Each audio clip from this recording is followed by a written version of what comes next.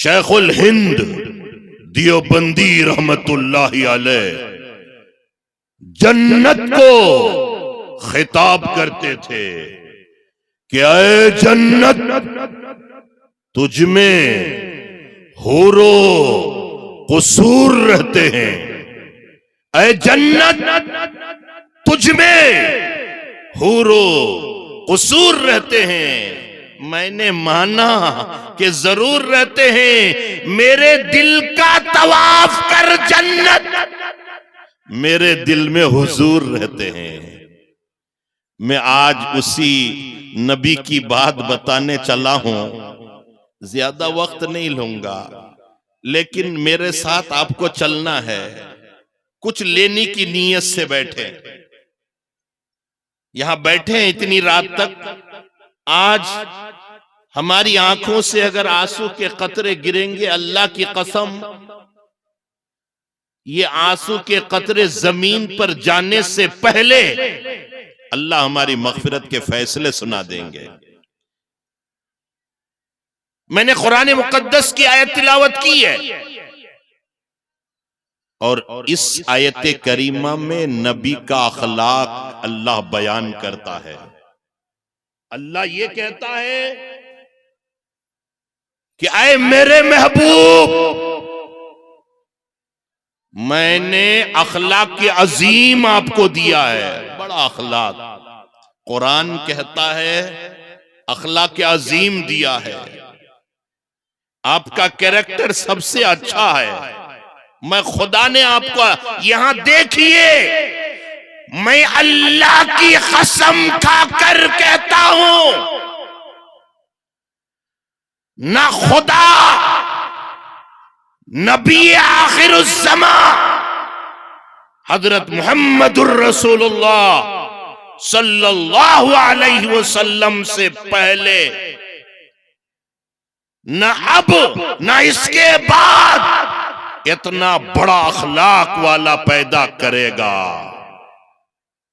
نبی سے بڑھ کر کوئی اخلاق والا ہو نہیں سکتا۔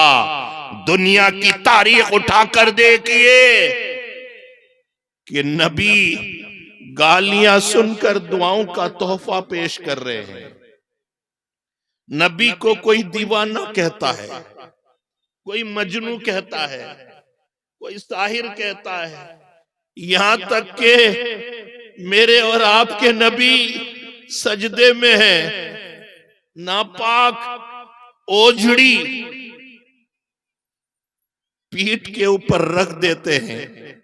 حضرت فاطمہ نبی کی لاڈلی چہیتی بیٹی آ کر کہتی ہے ابو یہ کیا ہے؟ آقا نے فرمایا بیٹی مجھے میرے رب نے رحمت للعالمین بنا کر بھیجا ہے، کچھ بھی ہو میں ان کے لیے دعا ہی کرنا ہے۔ مکے والے مار رہے ہیں، آج عجیب باتیں یاد آ رہی ہے۔ مکے والے گالی دے رہے ہیں، مکے والے مار رہے ہیں، ستا رہے ہیں۔ جب ان لوگوں نے ستانے کی ایک حد کر دی تو میرے اور آپ کے نبی طائف کا رخ کرتے ہیں۔ سنے ہیں نا فضائل اعمال میں، طائف کا رخ کرتے ہیں۔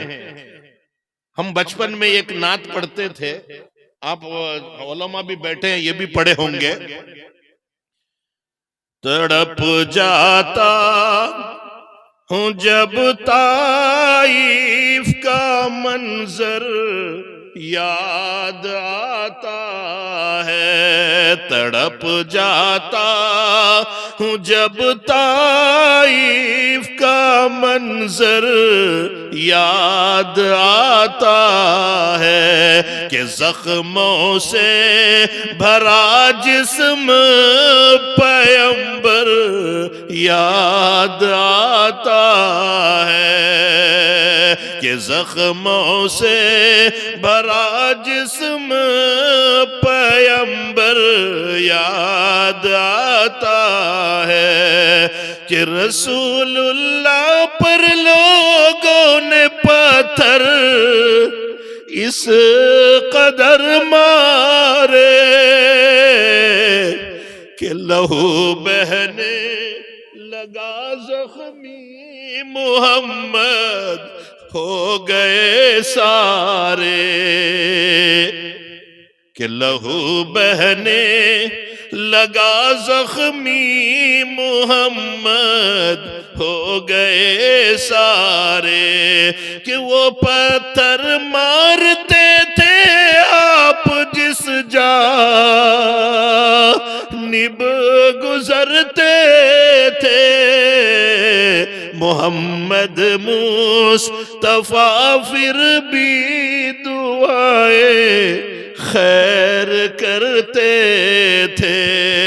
میں اللہ کی قسم کھا کر کہہ رہا ہوں، میں نے حدیث کی کتابوں میں پڑھا ہے، علماء اسٹیج میں بیٹھے ہیں، آپ ان سے پوچھ لیں کہ جب مکے والوں نے ستایا نبی کو برا بھلا کہا، نبی کو گالیاں تک بھی دی، اور نبی کو ستانے کی ایک حد کر دی، تو میرے اور آپ کے نبی، تمام کائنات کے نبی حضرت محمد الرسول اللہ صلی اللہ تعالی علیہ وسلم طائف کا رخ کرتے ہیں کہ طائف والے ایمان قبول کریں گے، لیکن میرے اور آپ کے نبی جب سرزمین طائف پہنچتے ہیں، ان لوگوں نے تو اور حد کر دی، بدتمیزی کی۔ کسی نے کہا ہم تمہیں نبی نہیں مانتے، کسی نے کہا ہم تمہارے سے بات نہیں کرتے، کسی نے کہا تم ہمارے گاؤں سے نکل لو۔ اللہ کی قسم، مہمان نوازی کا رواج تھا، لیکن میرے اور آپ کے نبی کو کسی نے پانی تک بھی نہیں پوچھا۔ ارے اتنے پہ بس نہیں، گاؤں کے بدماش قسم کے لڑکوں کو پیچھے لگا دیا کہ ہم تمہیں پیسہ دیں گے، اس آدمی کو تم مارو۔ وہ لڑکے پتھر اٹھاتے ہیں، نبی کو مارنا شروع کرتے ہیں، اور جب نبی کو پتھر لگتا ہے، خون جسم سے جاری ہو گیا۔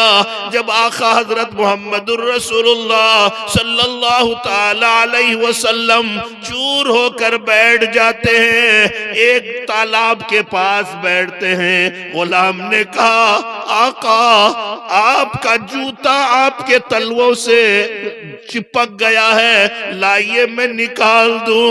وہ غلام چپل کو نکالنے لگے، نالین کو نکال رہے ہیں، اللہ کے نبی تڑپ رہے ہیں،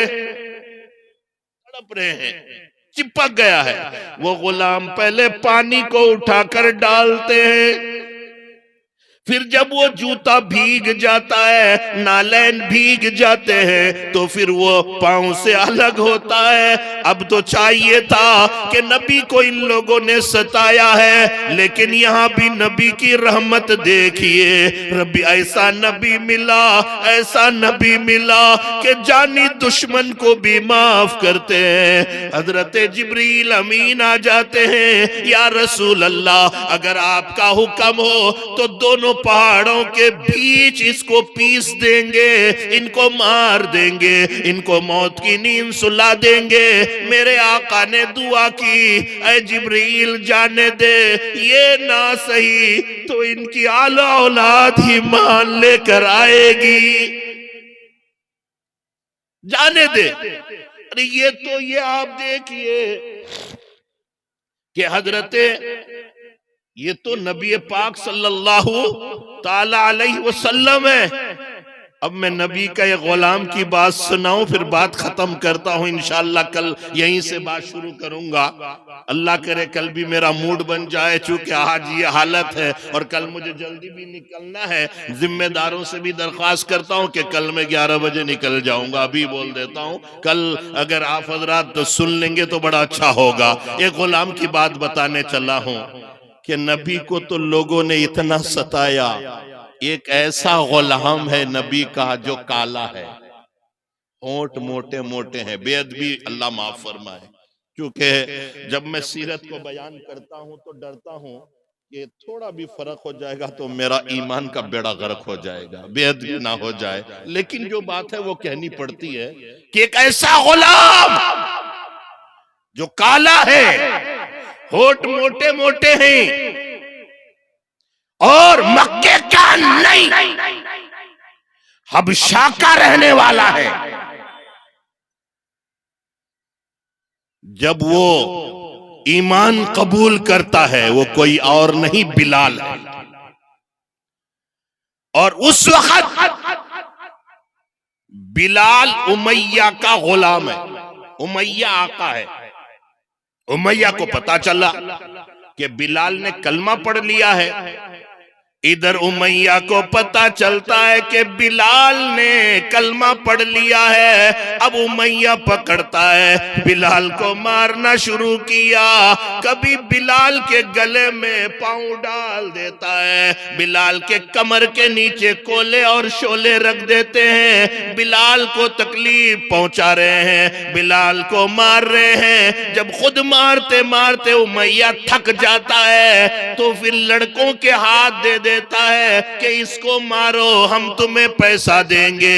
وہ بدماش قسم کے لڑکے، وہ گنڈے قسم کے لڑکے حضرت بلال کے گلے میں رسی ڈال دیتا ہے اور مکے کی گلیوں میں پھرتا ہے، مکے کی گلیوں میں حضرت بلال کو لے کر چکر لگا رہا ہے۔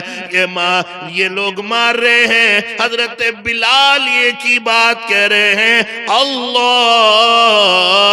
احد، اللہ ایک ہے۔ اور ادھر عورتیں پوچھتی ہے، مرد پوچھتے ہیں کہ کیوں مارتے ہو؟ مارنے والے جواب یہ دیتے ہیں کہ غلام تو امیہ کا ہے، کلمہ کالی کملی والے کا کیوں پڑھتا ہے؟ جرم یہ ہے۔